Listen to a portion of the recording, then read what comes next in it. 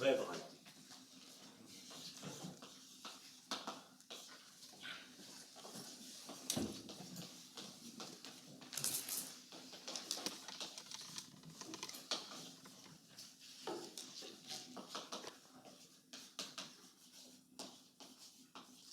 This topological space is endowed with a sheaf of apparatus.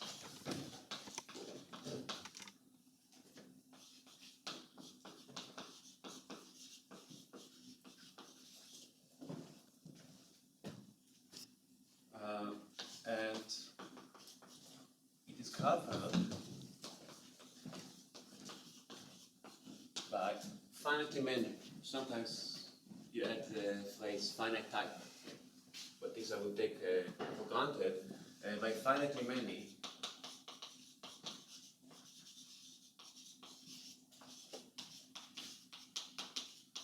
affine neighborhoods, or affine sets.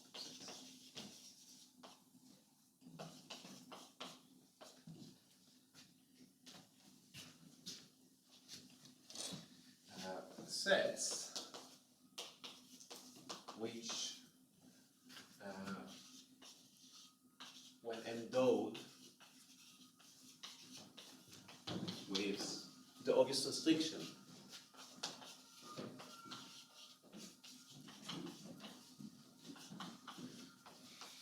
of the sheaf on the full space,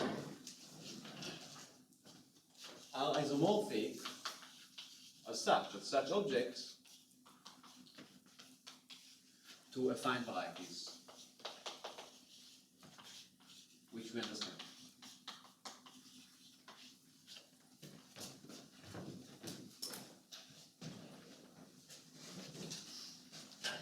So this even complicated should make sense. Exercise. This exercise is not about the sheet structure. It is just about the fact that we have a space covered by finitely many Noetherian subsets. Every pre-variety has topological space.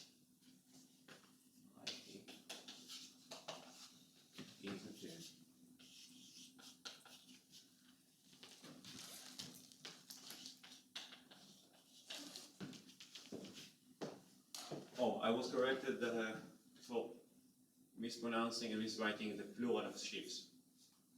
I didn't do it again. Okay, good.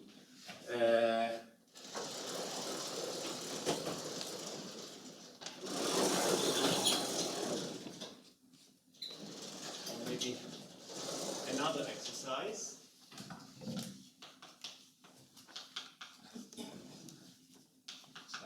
This one will be more demanding in time, but as easy. We know that product exists in the category of affine varieties, which is the same as the category of affine varieties with sheaf morphisms, and it extends. Products. Categorical products exist in the category of presheaps.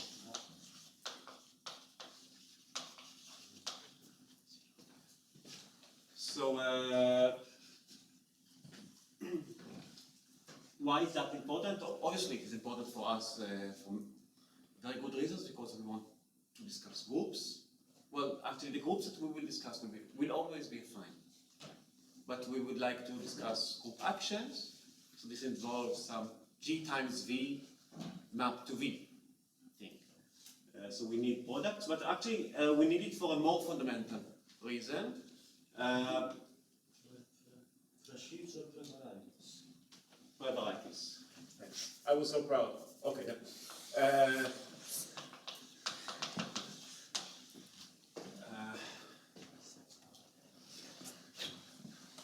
So our object as topological spaces with the Zariski topology are never housed at all, unless they are finite or something like that. So we should not expect the house of property per se, but of course, maybe exercise.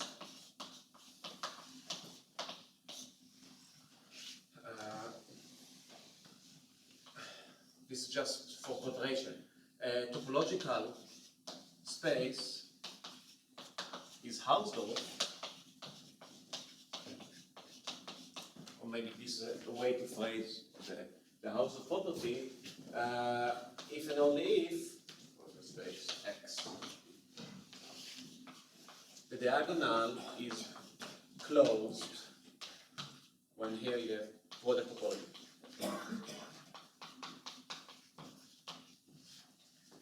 In our category, the product of objects doesn't give the product topology, right? But with the replacing product topology here with the natural product arising in our product construction, we can phrase this axiom, this house of axiom once again, and define a sheaf, a variety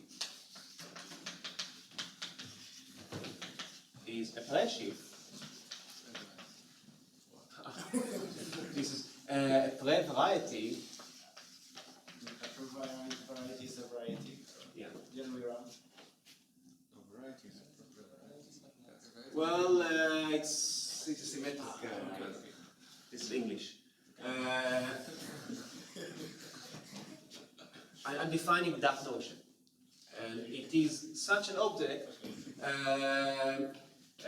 such that the diagonal is closed in x times x, and this is, of course, the Zariski topology.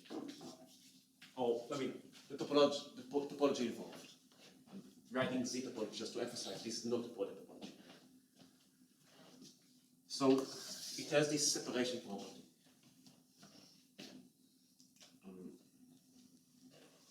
So, for example, I think that in his exercise, Miel showed at some point that the stabilizer of a point for a group action is an algebraic variety, is an algebraic subgroup.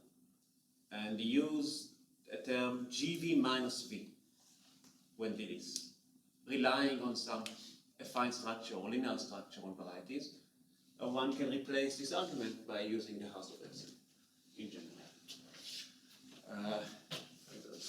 Okay, before proceeding with the group action, let me give you some examples. We deserve that. Why does one develop this theory and recovery?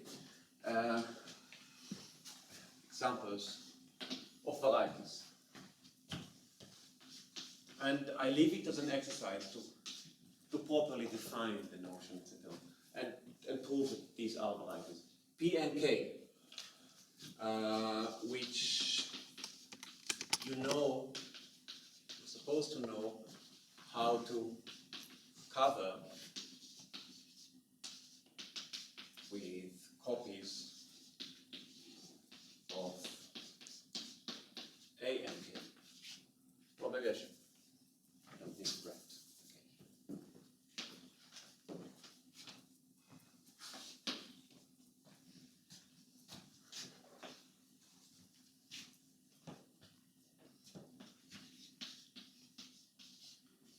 As a closed subset of a variety, as naturally the structure of varieties.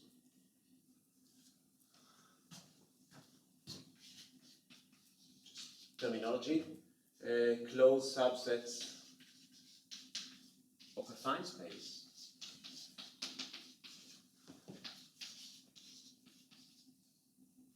the affine space AN are called affine varieties.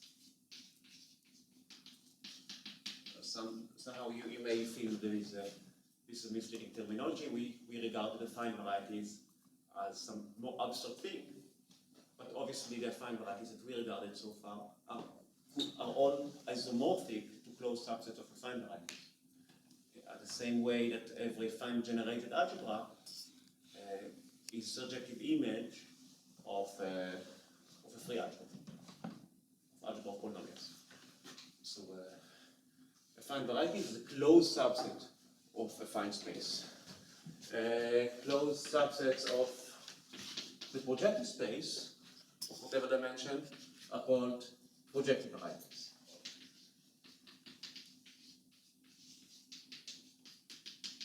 Of course, these classes are classes that come about most in our study, but not only this. Something that I will not touch, but maybe I cannot not mentioning, is that as we know that projective space is compact in the usual topology, in the Hausdorff topology, it has also a similar property for the Zariski topology that you have to rephrase.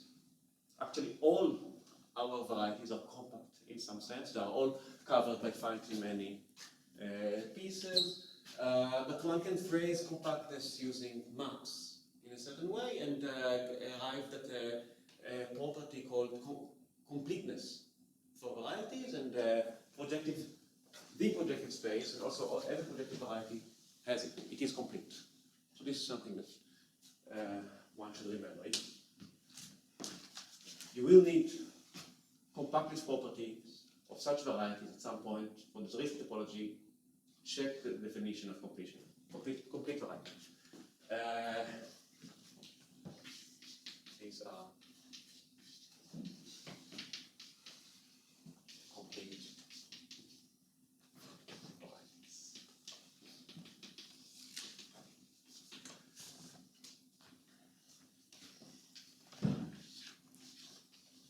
Open sets of varieties are varieties.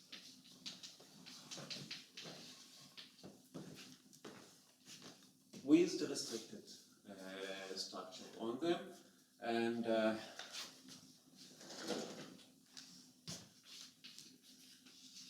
open sets of affine varieties, there's a special name for these, called quasi-affine.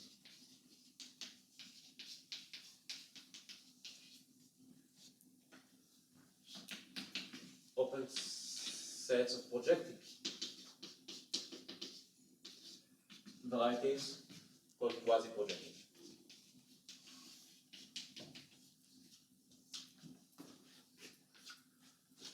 Maybe I should mention, if you have an affine variety,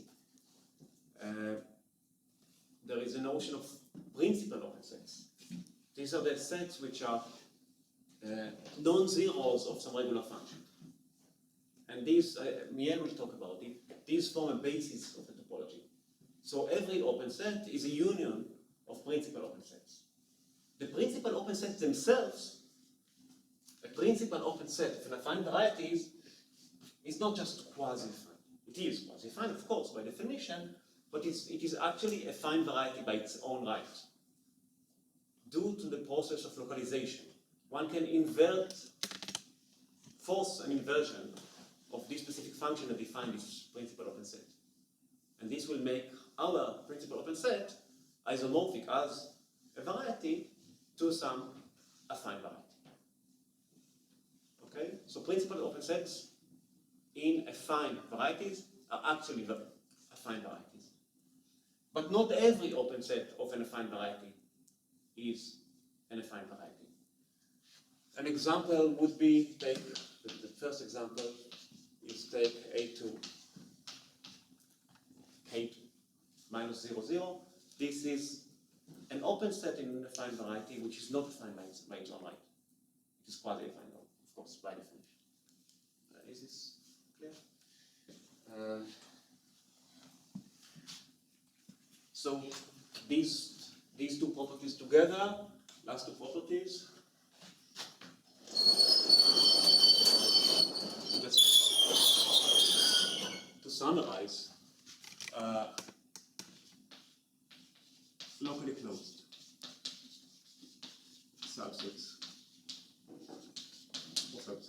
variety is a variety.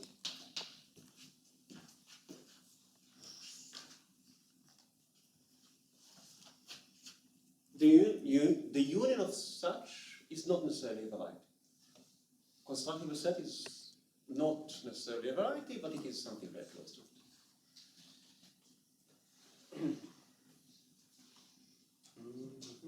Okay.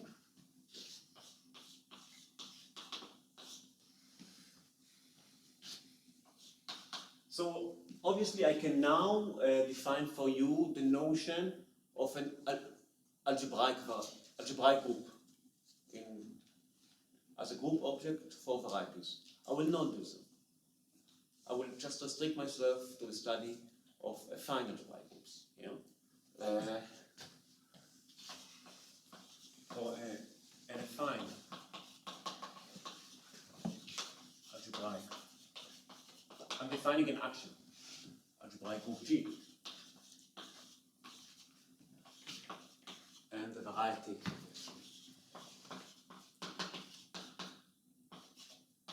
P. We say that G acts on V, denote G acts on V, or that V is a G variety. What should happen now? If there is a map, actually not implicit in the structure, this should be part of the action. G times V to V, satisfying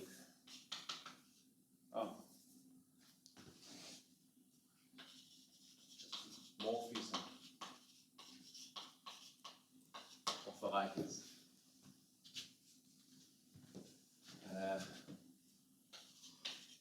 Which defines the group.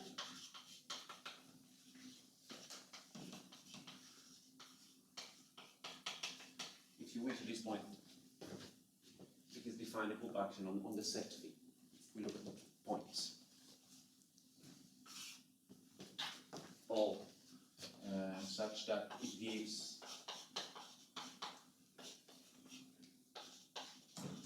a group homomorphism into the automorphism of V as an algebraic variety. This is the same.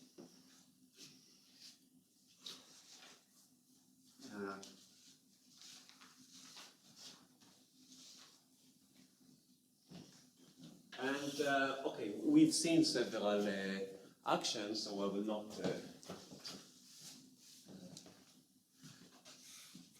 give many examples of this.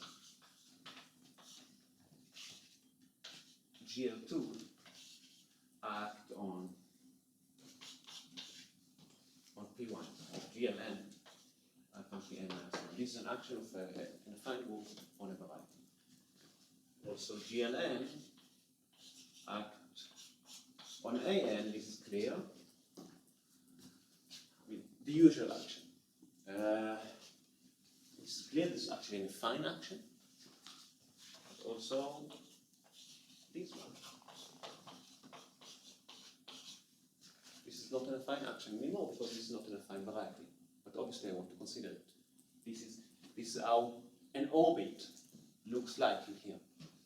And we've seen in our discussion already, so the first talks of such objects are important.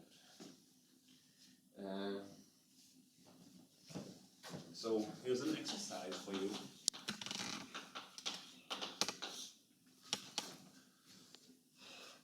Show that every morphism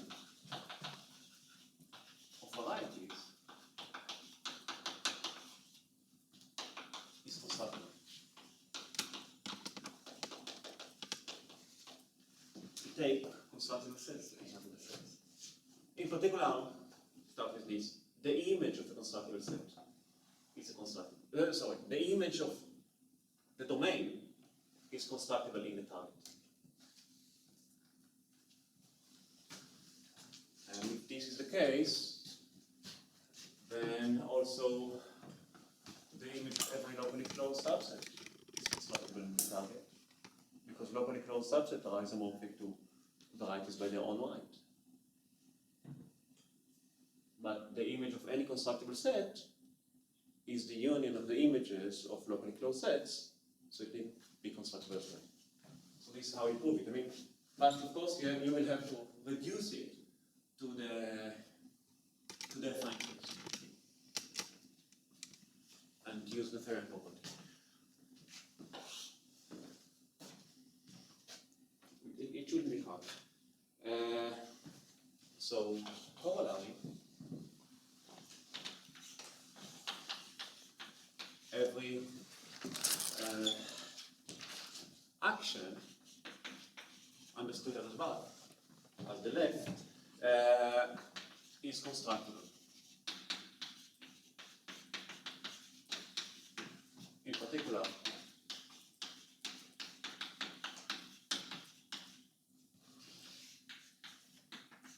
orbits are closed,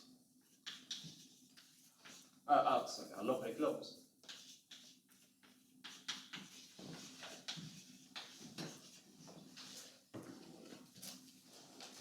And passing to a new category, maybe let me pause for a while here and say I haven't discussed, I haven't explained, but I hope it is obvious, the Hausdorff topology on a variety.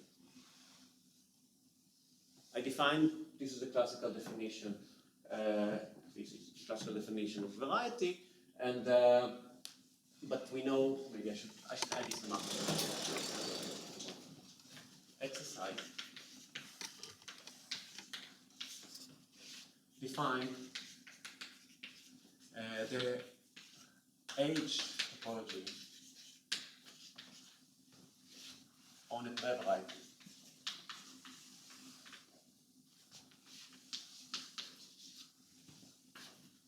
Maybe one should call it the analytic topology, because it need not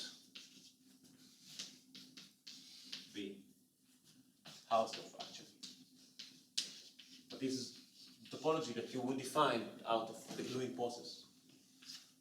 I keep calling it the H topology though, using the topology that we have on pieces.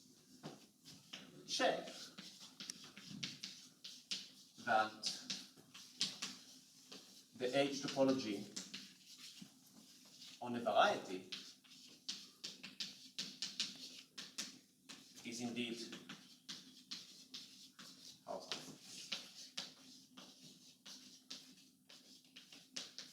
Of course, this exercise makes sense under the assumption that we had last yesterday, that our field has its own absolute value topology.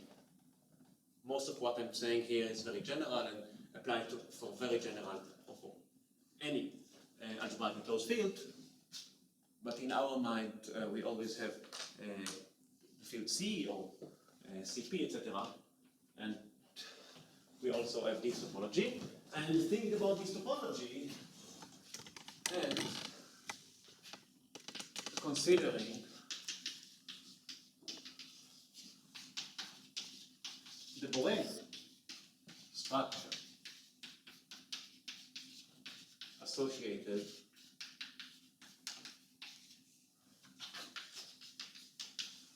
with the Hausdorff topology, we get that the action is taken. Actually, from all this theory, this is what we really want.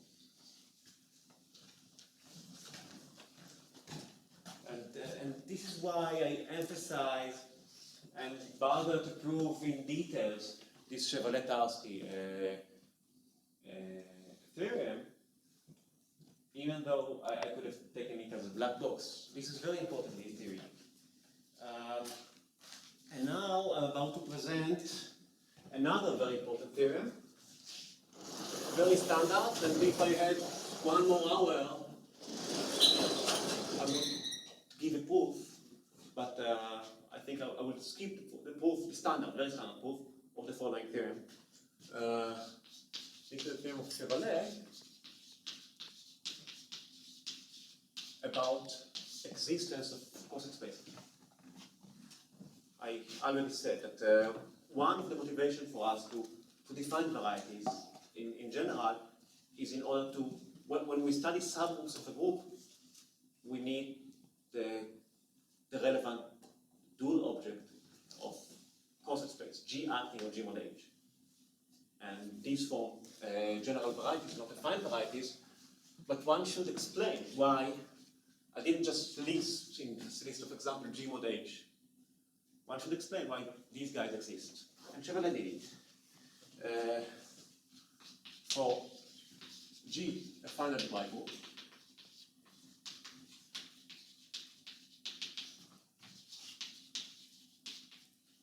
H, a fine multiplied subgroup. So I mean, Z close subgroup.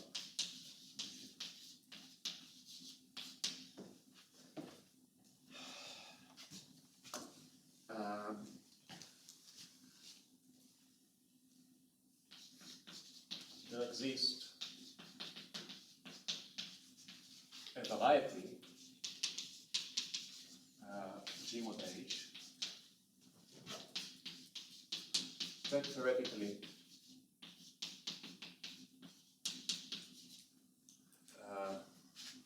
isomorphic. So I'm using G mod H as a name to this variety. So isomorphic to the relevant cosine space. And actually more than that. If we consider the Hausdorff topology, this isomorphism, we have the natural quotient topology on G mod H, and this isomorphism will be topological as well.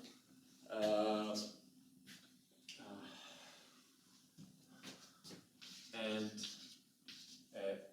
base point. Just the cosine H, but we think we can name them. G mod H. There is maybe G variety.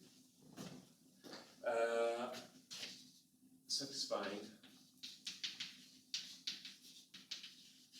the following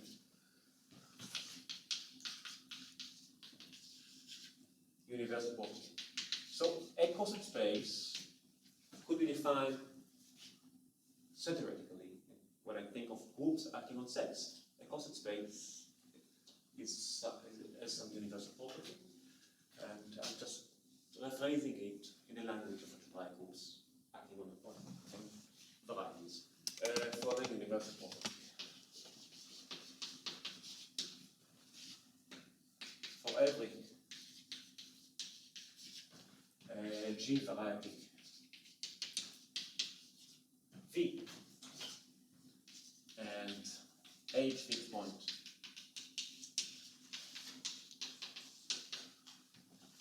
V in G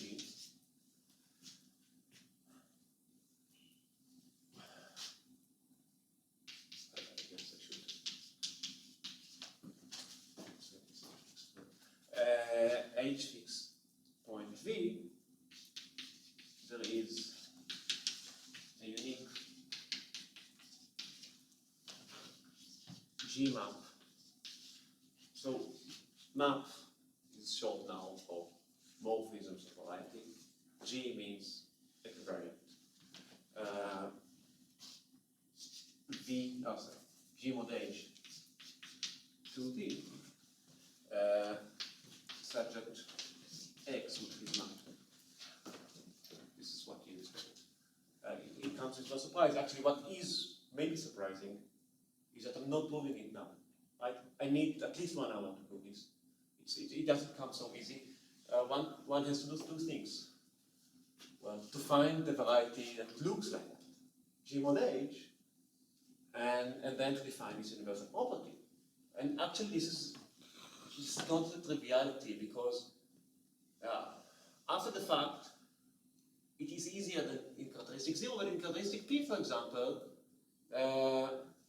one can have on this same G mod H, theoretical G mod H, various structures which are not isomorphic. One of them will be universal, be like upper in the hierarchy than all others, and will be mapped on them. But they will not be the same. This is basically because you have Frobenius map. Think about just the map of taking the power of P on the field itself.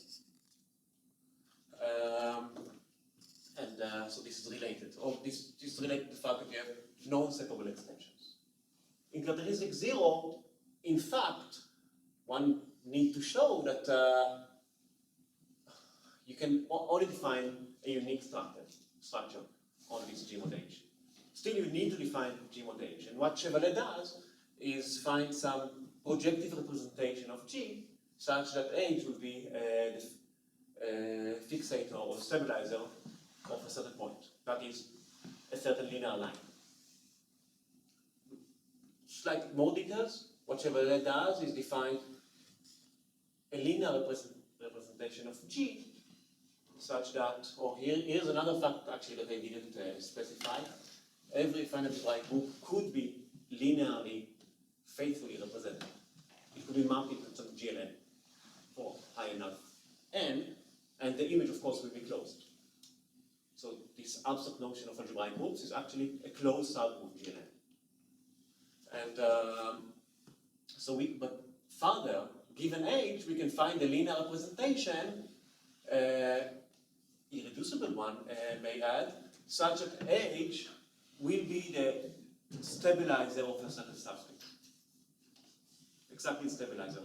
And then one take some wedge product, making this subspace into a line and pass to the associated projective space, and this line becomes a point, and or if you wish, one can pass already to a certain Grassmannian I didn't discuss right away, and H becomes a fixed point, and you see the cosset space right over there. So you have G mod H.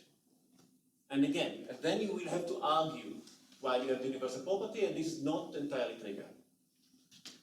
I will not waste more time on that, but you should be well.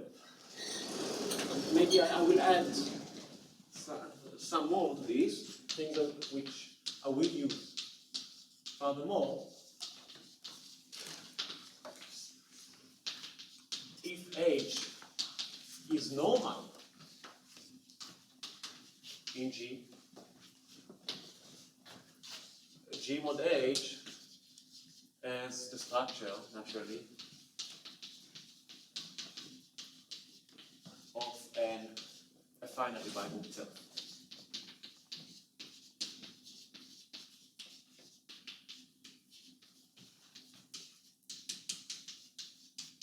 Obviously, you believe that. But think about the following example. Take GL2 and take H to be the scalars. G mod H is PGL2. Naturally, you might think of it as a projective variety. So this is already something which is a bit surprising. Well, it is a projective variety. It is indeed quasi-projective variety. PGL is in the projectivization of the 2x2 matrices, but it is not closed. It is open. It is quasi-projective variety, and in fact, it is isomorphic to an affine variety. One has to explain this. Maybe we will do this at some point. Just this example. It is correct in any case. So we have naturally we can pass to Gaussian spaces. But somehow, look at the order of things as I presented them somehow. Even this statement over here is just a statement about affine algebraic varieties. You may be only concerned on affine varieties, but still, in order to come up to this theorem, we had somehow to make a detour through the general notion of varieties in order to define this, and only after the fact to say, hey, and this is the fine. Probably one can find shortcuts, but this is the natural way to present things. So really, varieties are crucial notion here in this theory. And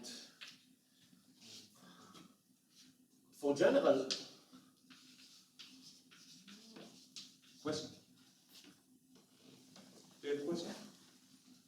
For general age in G, not necessarily normal, one can look at G mod H and look at the automorphism of this in the category commuting with G. And here I'm repeating something that I did say at the very first lecture, that the normalizer, let's denote N to be the normalizer. Oh, maybe I haven't even said that this is an algebraic group by its own right. So you believe that the normalizer of a group is closed. This is the stabilizer of something in some space, right? And it acts on this variety on the right. Actually, N mod H actually, and the action. So N is an algebraic group by its own right. H is a group which is normal in it.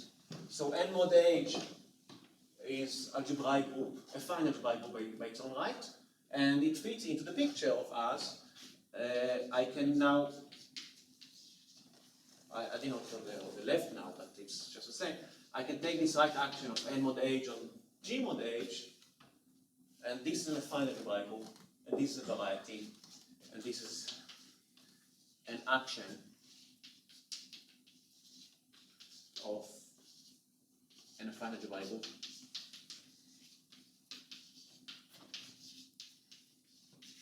On a variety. So these are all things that we need to prove.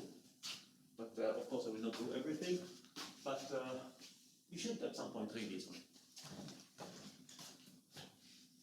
Okay. Any questions about that? Now I want to, next time I will discuss measures in variety. And relate everything we said so far to ergodic theory. Let me start very slowly doing it now, just illustrate some examples.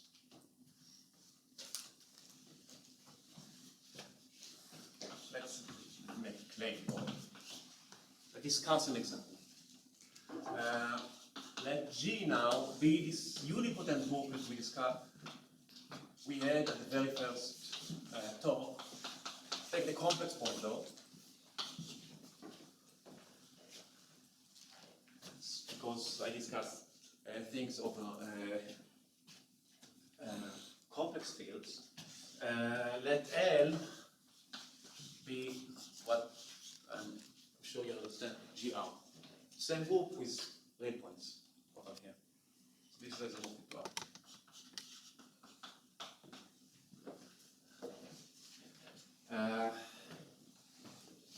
Let G act on V. An action of this algebraic group on some algebraic variety. Now let mu, just one note, L is not an algebraic group here. Maybe by the end of the talk, maybe I will say something about other fields. But now I want to proceed.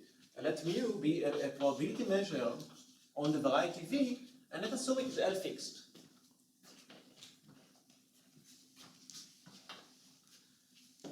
So you remember we discussed this again. In the first talk, we had this picture, which is more or less an algebraic variety R2, but maybe think of C2. And on the x-axis, we had fixed point. All other orbits were just lines. And we discussed at some point, when we mapped G mod gamma into this picture, in a U-invariant way, maybe you remember, we discussed probability measures which are U-invariant on this guy. And we had ergodicity at the time, and we came to the conclusion that it must be supported on one point. Now I'm not assuming ergodicity, even though I can reduce it to this case using ergodic decomposition, but I don't need to. My claim is, if this is the case,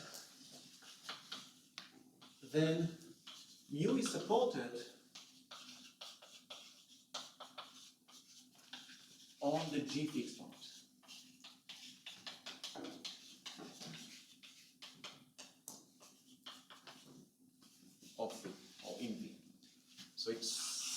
actually any invariant measure should be here. So mu is defined on what sigma algebra? When I now, it's the Borel sigma algebra associated with the Hausdorff topology. Yes. When I discuss measure, in my mind I move to the Hausdorff topology entirely. The only thing somehow I'm taken.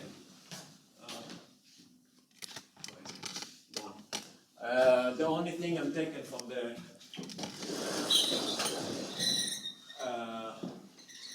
theory of algebraic groups is these things.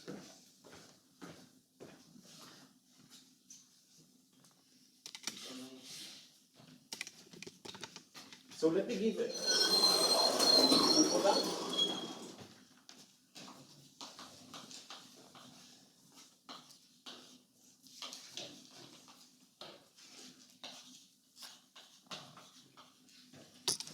Or maybe observe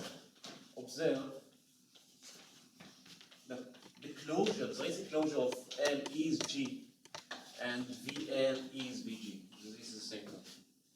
If a point is fixed by a group, since the fixator of a point is in any case algebraic, it is fixed by it's there is a closure. I mean, one inclusion here is clear and one follows from what we just said.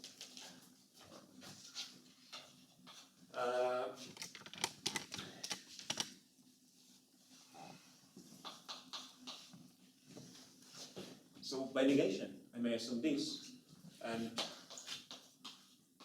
by renormalizing,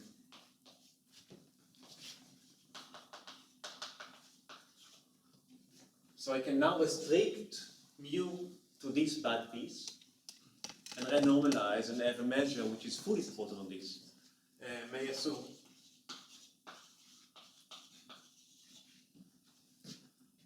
and actually please make one more jump with me that I can just remove.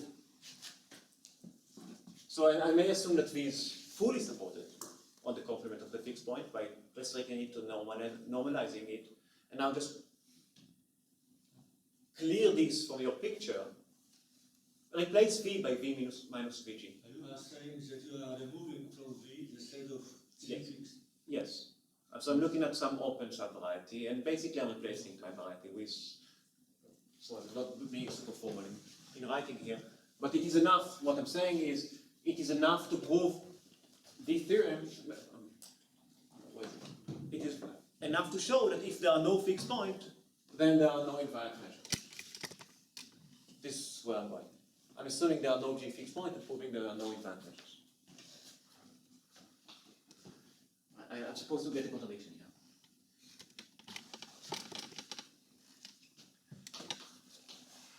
By disintegrating, so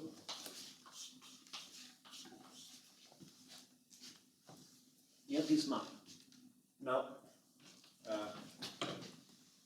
maybe I should say, just to define where, in what category my mind is now. The Borel map.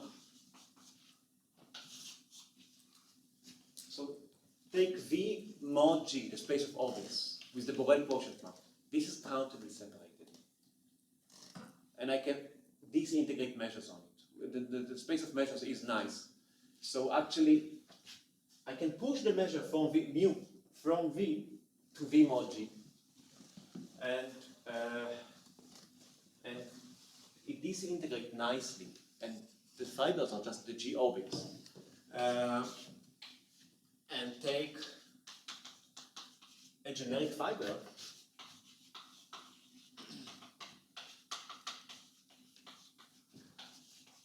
may assume now I replace mu with that measure on that fiber. That mu is supported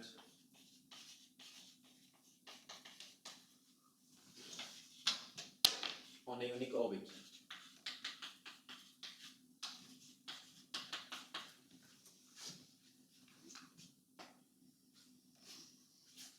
But what is this unique orbit? It's G mod H for some H. What is G?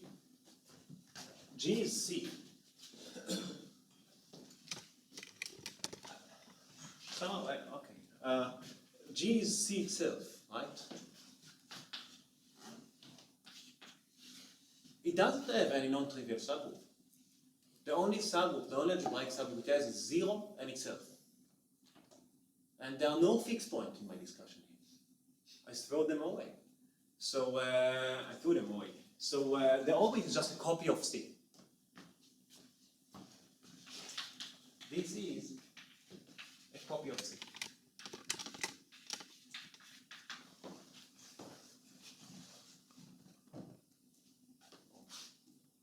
Of G. And now L R acts on C with with an invariant measure.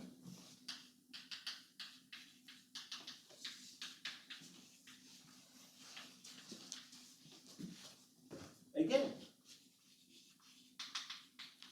the action is same. We all understand now R act on C. The action is tame, and we may assume, we may replace the invariant measure we have, we may assume that the measure is supported on one orbit, one R orbit.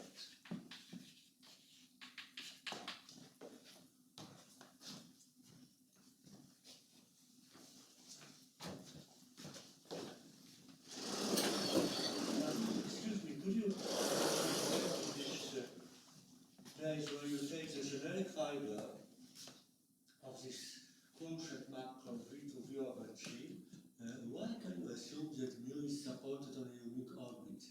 Also, no, so there is another measure, which is the result of this integration, which is supported on. Okay, but the way I'm going here is by contradiction. I want to show that if there are no fixed points, then there are no invariant measure. Assume there is invariant measure on the space, then there is another invariant measure which is supported on one orbit. But This is the result of this integration. okay, but I can imagine a situation where every orbit has the original measure of every orbit is 0, and Yes, the original measure of every orbit is 0, but the statement of this integration measures is V goes to V mod V. I'm having mu here, and it goes to some measure nu here, and now one can represent, we know that one can represent, maybe call this x and y to fit with my previous notation, and one can represent mu as integral of mu y's, d nu y. This is, and part of the theorem says that these guys do exist. I have those mu for almost every y. There exists some measure mu y. I don't know where it came from, but it exists. The proof, if you wish, constructed for me measures supported on fibers. And I'm throwing away mu and taking one of these in my discussion now. This is a new measure. I had a measure on V. Then I do have another one, which I picked, measure which is supported on one orbit, which is still L invariant. And it is supported in one orbit. It is a copy of C. I'm just doing it again. I'm replacing it with another measure which is supported on one of the R orbits. But there are no R invariant probability measure on R. I'm arriving at contradiction. So this is just an extension, a more general formulation of something we've seen at the first or second lecture. So that this example, the specific example we had, actually, due to tameness, is very general. And let me take one more minute to state a theorem that I will discuss tomorrow. Before this, an example.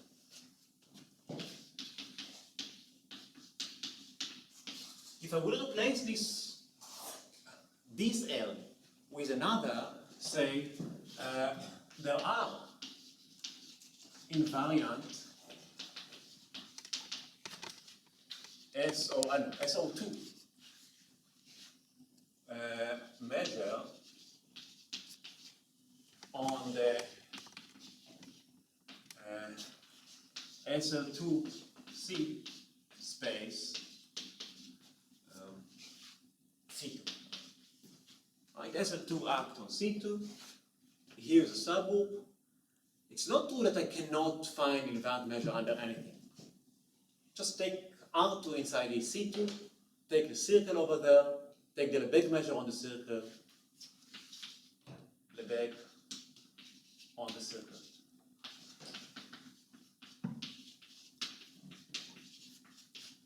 Oh, you have many actually. Any ball, any radial thing. So you have many, but this is due to compactness here. Whenever you have non-compactness, you will have this phenomenon of that you cannot find invariant measures. Okay, maybe I will not state the general theorem that we will discuss tomorrow, but it will be exactly, I will explain how stabilizers of measures look like. They are all algebraic bicompacts. They all have normal algebraic subgroups, which is co-compact. And now, before letting you go, I want to say some things about a slightly more general theory. I will not write it down. We are done with the algebraic part of the course. I mean, we had the preliminaries. I'm sorry for not proving this Chevalier thing, but apart of that, we are kind of complete. But we could have taken another approach, and instead of discussing things over algebraic closed field, we could have discussed algebraic varieties over other fields. And it is very natural to discuss, as in my pictures all the time, real points of algebraic varieties, p-adic points of algebraic variety, etc., etc., etc. I didn't get over what fields instead of algebraically closed? So, a priori any, but for that theory, one would study varieties over local fields, or more general, any complete field with an absolute value. This is the natural framework of that theory, where ergodic theory and algebraic geometry meet somehow. This would require some more explanations on my part, so I don't have the time to do so, so I won't. But you should know that the theorem of Chevalier and Tarski, that orbits are locally closed, is correct in a wider generality. It's correct for any action of groups, or real, p-adic, or any group over field with absolute, complete field with absolute value on an algebraic variety defined over the same field. For local field of characteristic 0, this follows from a classical theorem in Galois cohomology of Borel and Serre about some finiteness. I mean, whenever you have, maybe one should think of R star acting on itself, but not just by shifting or multiplying element, but multiplying element with a square. It will have two orbits, the positives and the negatives. In such phenomena, you will always have finitely many orbits. Same phenomena appears when you study signature of bilinear forms. You have finitely many options. And if you study more general fields, such a theorem is correct also in positive characteristic.